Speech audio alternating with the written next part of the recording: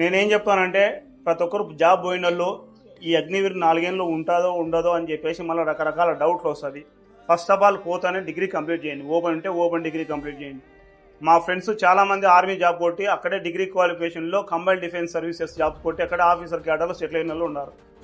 Police ఎప్పుడు ఒక chest నువ్వు నిలబడడానికి, నీ కుటుంబం నిలబడడానికి ఒక పాత ఏర్పడిన తర్వాత ఆ నుంచి ముందుకు పోవడం అనేది చాలా ఇంపార్టెంట్. మీరు ఈ జాబ్ నుంచి మిగతా జాబ్లు కొట్టడం ఈజీ.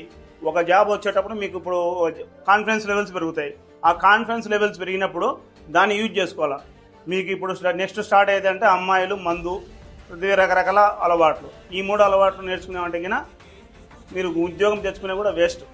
ఫైనాన్షియల్ స్టేబిలిటీ లేకుంటే, ఫైనాన్షియల్ డిసిప్లిన్ లేకుంటే ఇదవుతారు. కాబట్టి మీరు పోతానే ప్రశాంతంగా నెక్స్ట్ వేరే జాబ్స్ ఏదాన్ని కొట్టాలని చెప్పి ప్లాన్ చేసుకోండి. అట్లయితేనే మీరు సక్సెస్ అవుతారు. తర్వాత పోతేనే ఒక హెల్త్ ఇన్సూరెన్స్ తీసుకోండి, ఒక టర్మ్ ఇన్సూరెన్స్ తీసుకోండి.